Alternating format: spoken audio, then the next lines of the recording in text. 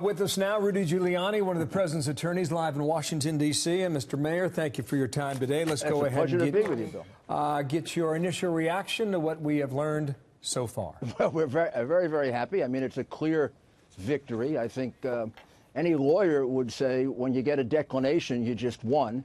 Now, this is a little strange because the special counsel has used a standard of proof that's unheard of. He says he can't be conclusively sure that the president didn't commit obstruction. Well, you know, that means the president has to prove his innocence, which kind of upends 2,000 years of jurisprudence. But be that as it may, that's the reason maybe why he was confused. Look at the page 2 of the report.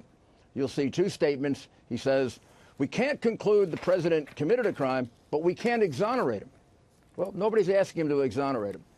And the reality is that the overarching principle of obstruction law is it's very, very hard to make an obstruction case when there's no proof there's an underlying crime. So you have to assume the president's innocent, which he is. Why did Bob Mueller punt on that decision? Because I suspect he had a disagreement in his staff. The Attorney General today laid out the classic view of obstruction.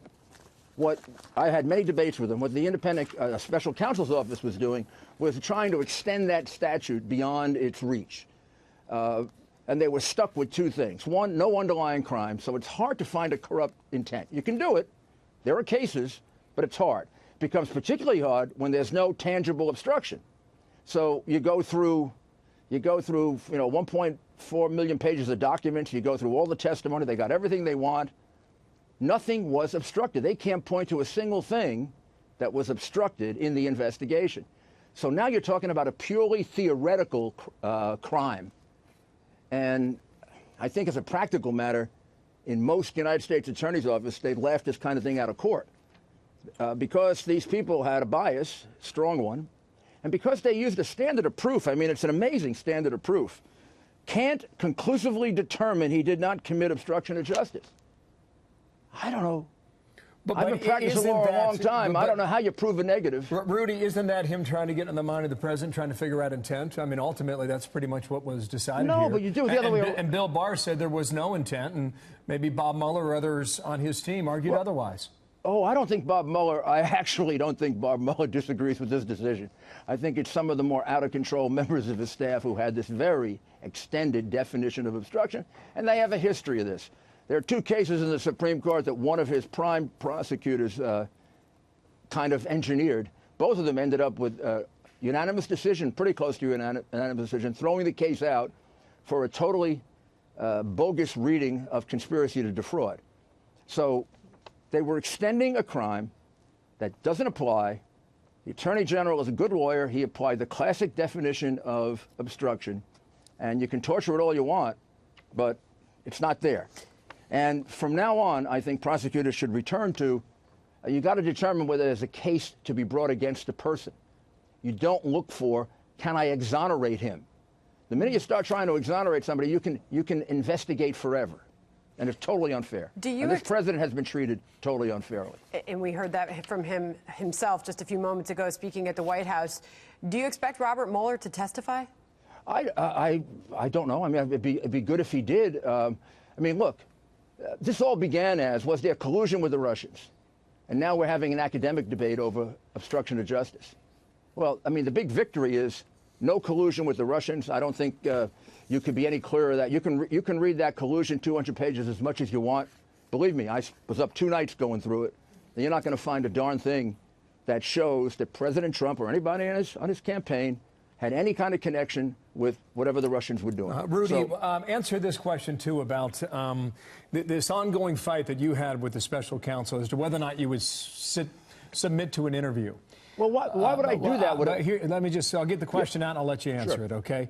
According to what we're learning here, Mueller's team considered Trump's written answers inadequate, but decided not to fight over the subpoena to interview him. But that was one of the big arguments you were making, that the president did not have to submit to an interview. Well, I'd be interested in I know you're declaring victory on that. Do you think ultimately that decision to fight him on that legal front perhaps led to today's conclusion? No, I think I'd be interested in Sal's view on this, but I mean, anybody who practices law for 2 weeks is not going to want their client to testify. Now, when you represent a president, it's a different kind of client, and you got different needs and different circumstances. I think by the time we decided we would only answer those limited interrogatories, we had pretty much gotten public approval for the fact that the independent counsel, special counsel, was really trying to trap him into perjury. And then by that time, the Flynn example had come out, where they called Flynn, they lured him into thinking it wasn't going to be a big deal. He didn't need a counsel. They went into his office. They asked him a question about a meeting, and in their briefcase was a transcript of the meeting. And when he said he couldn't remember it, they never bothered to show him the transcript and say, well, I'll refresh your recollection. Well, that's a perjury trap. You can do it, but when you know that the people investigating you are using those tactics, you would lose your law license if you walk somebody in, without a lot of work for some kind of questioning. Rudy, these people, believe me, Bill, yep. These people acted in bad faith numerous times. They treated people horribly. What they did to Manafort should be investigated. And then somebody's got to ask the question now. This has been the third investigation of collusion, 2 by the Justice Department. Both conclude nothing, nada, no evidence of collusion. Why did this start? Yep. Who did it? You're going to find the crimes there. You want Russian collusion? Go look at the article in the Ukrainian papers a week and a half ago about how they've opened an investigation of their own officials for colluding with Hillary Clinton. Up until 60 minutes ago, how much of this report had you read? I read every single page of it. Every page. So we started on Tuesday night. Bill Barr's team allowed you at the White House to see all of it. Not at the White House. We went to the Justice Department in a secure room. We couldn't take it out. We couldn't photograph it. We had to leave our phone. Went to a skiff. And the 4 of us, myself, Jay, Jane, and Marty, we read it. And we were going to originally divide it up, but we decided we had to all read it and then share our thoughts about it. So it took. Were you allowed to take notes? Allowed to take notes, yes. But not allowed to take Rudy, it what we away. know, though, is House Judiciary has already approved a subpoena to see the full unredacted report. I mean, members of Congress, they want to see the evidence, the underlying evidence as well. If that were to happen, how would that change the perception of this report? I can't tell you about the redacted parts. Very, very little is redacted in the obstruction in Volume 2, the obstruction section. Substantially more, as you would expect, is redacted in the collusion one, because that involves national security. I think the Attorney General, as far as I can tell, played it really straight. There's nothing in the obstruction report that's going to surprise you. All of it's been litigated, through the papers, through the Washington Post, the New York Times, Fox, CNN. We've discussed it all. You were discussing the Donald Jr. meeting, all of these things, the Flynn conversation, the firing of Comey. There's not a single surprise. Some things probably didn't get as much emphasis, so people might be surprised. But if you covered it carefully, it's all there, and they just don't have a case of obstruction. And believe me, these people tried really hard to stretch obstruction beyond any fair meaning of it, and they used a standard that's absurd. The president had to prove his innocence. Rudy, just reading about the written answers to be inadequate. That's the words of the special counsel. We inform counsel of the insufficiency of those responses in several respects. On more than 30 occasions that he does not recall or remember or have an independent recollection of information called for by the questions. Have you looked at the questions? They're like a law school exam. One of them goes on as an entire page. They didn't ask questions. They asked questions with subparts and subparts of subparts. And I was on that campaign with him. And, a normal person is not going to be able to remember some of the details they wanted. They're asking questions about 2016. And in 2016, he was working 12 to 16 hours a day. And his mind wasn't on these subjects, in part because what they were asking about didn't happen. And I told you, they put a burden on him of proving his innocence. And he pretty darn well did it for collusion. And I think he did it for obstruction. But they applied a theory then that is unknown to me as an established theory of obstruction, which is basically if somebody's thinking something, even though it doesn't result in, even though there's an overriding innocent intent, to clear yourself as an innocent person, they're going to select their inference. And here was one of the answers. Response to question 1, parts A through C. I have no recollection of learning at the time that Donald Trump Jr., Paul Manafort, or Jared Kushner was considering participating in a meeting of June of 2016, nor do I recall learning during the campaign that the June 9, 2000 meeting had taken place. That's in reference to the Trump Tower meeting there. Now, what's wrong with that answer? He has no recollection of it. That's basically the way most of our mind works. Every once in a while we have something we clearly know, we clearly remember. But, you know, probably if he gave that answer, he would say it didn't happen. Probably lawyers tend to want to give you a little hedge of no recollection. But the reality is we're talking about a period of time where these things were not paramount on his mind. Let me give you an example of that. Why, you know, if you go into a perjury trap with prosecutors who are in bad faith, maybe somebody might have mentioned it somewhere, someplace. They didn't, but I mean, suppose that happened. And you said no, and then these guys would nail you for perjury. That's what they did to Flynn. The FBI agents walked out of that interview, and it's recorded, and it's been published in the newspapers, and they were convinced that he was telling the truth, and it was a failure of recollection. But the sneaky people running it had the evidence hidden, never showed it to the general. I don't know if they're proud of themselves, you know, trapping a general who served our country for over 30 years, bankrupting him, putting tremendous pressure on his family. Are they proud of themselves? They trapped him. They never would have prosecuted this guy. They created the crime. Somebody's got to do something about that and rein them in. One of these guys is a terror. Read, never mind. No, Is a terror what? One of these guys is a terror. He shouldn't be allowed to prosecute. He did it in Arthur Anderson. He did it in Merrill Lynch. Created crimes in both. He's been cited by the Justice Department twice for not turning over exculpatory material. And I know from the witnesses, he treated them horribly, horribly. Like, you know, this was the Grand Inquisition. But they still couldn't make a case. So that tells me there's nothing there. Okay. These people used a standard of proof that's impossible, and they acted like this was the biggest terrorism case of the century. That being said, couldn't Rudy, make it. I want to bring Brett Baer in here, but just real quickly, based on everything that you just said, would you be comfortable then allowing, at the very least, some members of Congress to view the report without redactions, or at least just maintain the grand jury redactions? You know, I just don't know what's in those redactions. I have no idea. As the Attorney General said, we didn't ask for redactions. If we did, they weren't going to give them to us. But we didn't see anything we had to redact. I'm very comfortable in having everything out. On the other hand, I can't, you know, opine about investigations that are going on or classified material. I would imagine the problems about putting out redacted material are going to be more in Volume 1, meaning the collusion, than in Volume 2. Got it. I think. Brett? Yeah, Mayor, thanks for being here. I want to just go through a couple things with you. You're right. What the Attorney General said at that press conference on the collusion and conspiracy is in the report almost word for word, that there were no Americans found to work with the Russians to interfere with the election. But on the obstruction issue, there are these 10 incidents, these 10 different things listed. One of them is called the appointment of a special counsel and efforts to remove him.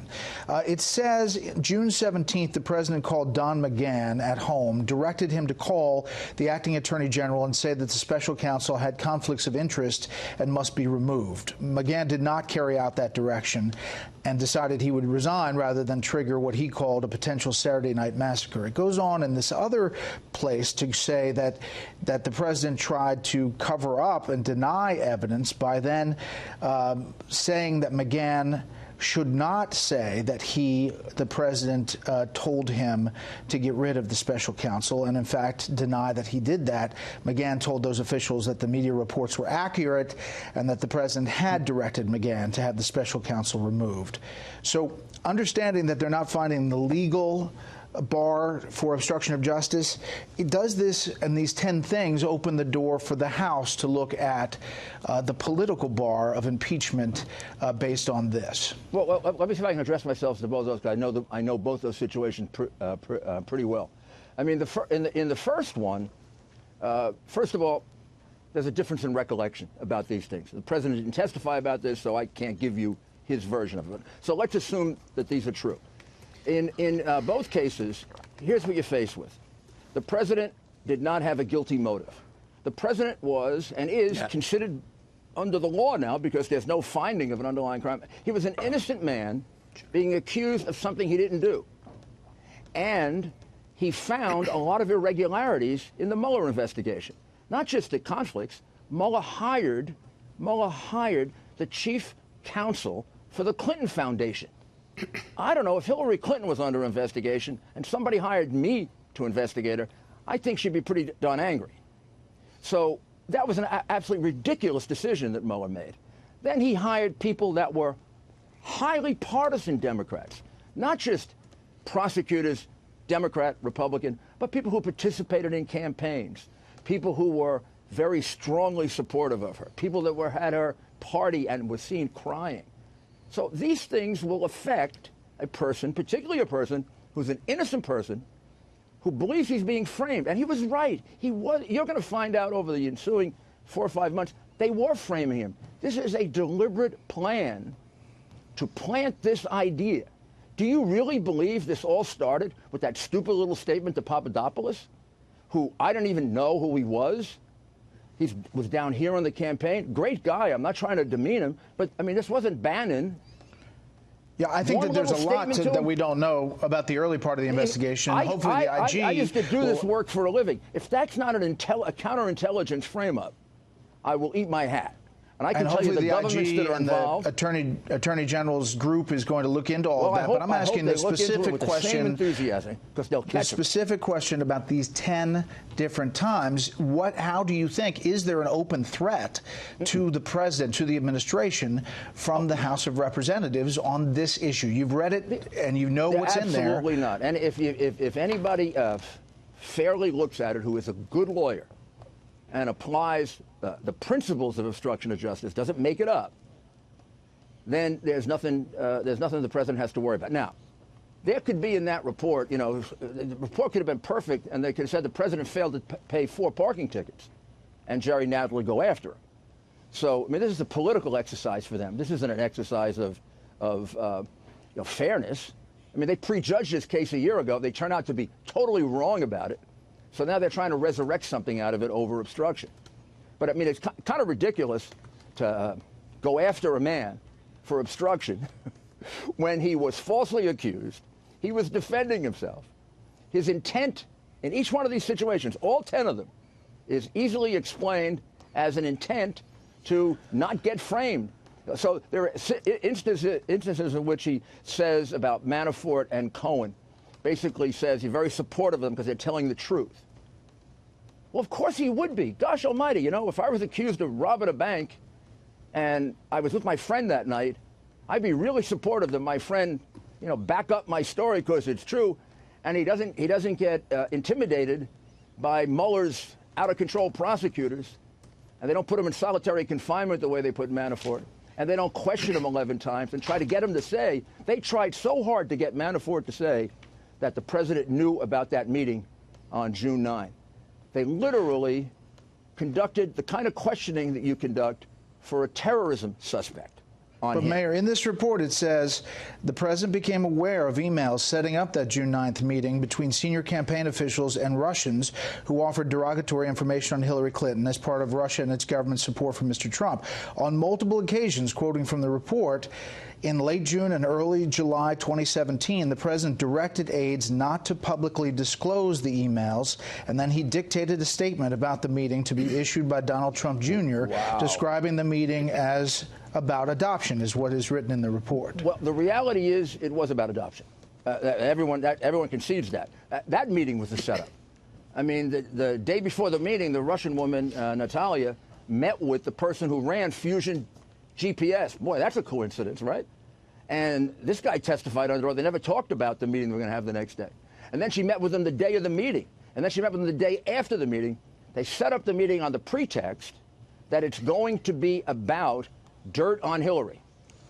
Nobody has any dirt on Hillary. They don't talk about dirt on Hillary. They talk about the Magnitsky Act and Russian adoptions. And then they walk out, and they never really seriously call back and follow up on it. and several of them are counterintelligence operatives. That was a pure setup, that meeting. I mean, the criminality in that meeting is probably going to be the people who set it up to try to frame the president and put. But just to be clear, what we heard from the White House and the president at the time was that he didn't put out that press release and that he wasn't behind saying don't. No. That actually was a mistake of communication with one of his lawyers. The president corrected that within a week, and the reality is, the special counsel did opine on that, and came to the conclusion that there was no criminal intent to commit obstruction of justice. Basically, they said because this was a press statement. What they're really saying is, if you start applying obstruction of justice to press statements, you know, that are technically wrong, with no real intent to accomplish anything, we're going to have a real problem. I mean, half of Washington will be in jail. Mayor Chris Wallace in Washington. That was actually very wise.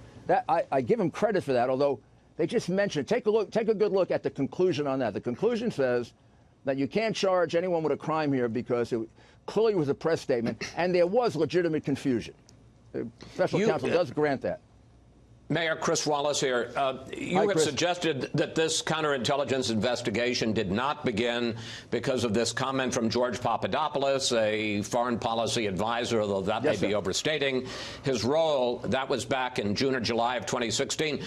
What do you think was the start of the investigation? What do you think was the genesis for the start of the investigation? I have for about 6 months, questioned whether that flimsy little allegation that the Russians had dirt on Hillary could start this gigantic investigation, could allow the Department of Justice to put under investigation a presidential candidate of a major party, not warn him about it or tell him that maybe he's being invaded or intruded. Since the electronic surveillance was obtained with an affidavit that has several serious perjurious statements, including not describing the Steele affidavit correctly, or Steele dossier correctly, those warrants are illegal. They were obtained under false pretenses, with false statements. So to say that they were spying on him, you could say it a couple of ways: unauthorized or illegal electronic surveillance, or surveillance that could be declared to be illegal because there were false statements, about 4 or 5 of them in the affidavit. So. I don't know where it Mayor, started. to go back to my original question, what do you think was the genesis, and when do you think the investigation of Donald Trump started? I think it started before the first meeting with Papadopoulos. I think Masood, the diplomat, Malta, I think, from Malta, the diplomat from Malta who has a counterintelligence background, who planted. I mean, this information didn't come from Papadopoulos. He met with a guy in Italy who turns out to be a counterintelligence operative, either Maltese or Italian.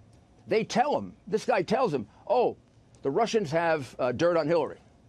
And then a month later, another guy, Australian operative, walks in on him in London, gets him around to that subject, and he gives the information to him. And then they record it as if it comes from Papadopoulos, but it was fed to Papadopoulos. I don't know, Chris. I used to do this. Sounds like a counterintelligence trap to me. Where does it go back before that? Wait. Are you suggesting that the whole thing was a setup from the very start? No. By intelligence officials to try to frame Donald Trump? I don't know who. Somebody, it wasn't just an accident that Masood met with him and gave him the information, and then they ran somebody into him to pick it up after. I do not have sufficient information or evidence to feel secure in telling you anything beyond that, except, in fact, all I have beyond that are a couple of hypotheses. But we'll have to see if a good investigation can ferret that out. I think it's sure worth it. I think they'll find something.